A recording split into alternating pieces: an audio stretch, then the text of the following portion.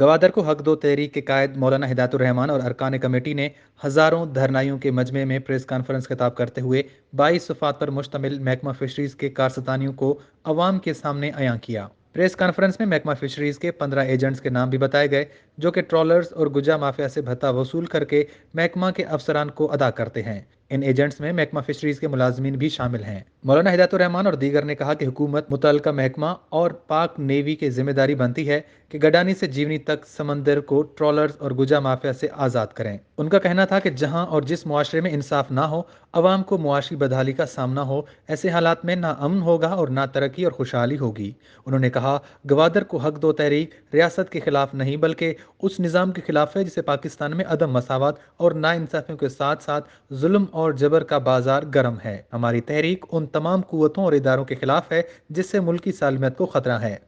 انہوں نے کہا کہ میرے خلاف منفی پروپیگنڈا کیا جا رہا ہے، میں ملک کے خلاف ہوں، اس بات میں ذرا برابر بھی صداقت نہیں، میں پاکستانی ہوں اور اپنے تمام حقوق اس ملک کے آئین اور قانون کے مطابق ایک شہری کی حیثیت سے مانگ رہا ہوں جو کہ ہمارے بنیادی حق ہیں۔ ٹرالر مافیا خلاف آپریشن بھی ہوئی، بارڈر مافیا خلاف آپریشن بھی ہوئی، یہ دوئینانی سرپرستی بہ گئے اور عملی طور ہمیں ظاہر ہے کہ دوئے مافیا یعنی سرپرستی ہیں۔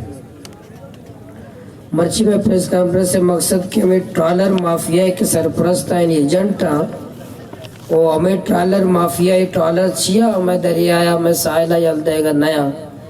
اسی وجہ اسی ذمہ دار کہیں چیا رہو گا نیا اسی وجہ ظاہر ہے میں فشریز ڈپارٹمنٹ یا منسٹر فشریز وہ ہمیں تفصیل کسی تو کاستا اور صاحب ظاہر ہے کہ کئی ہمیں ٹرالر زانی نمبرنگ ہیں، ٹرالر سے پیسہ وصولی ہیں،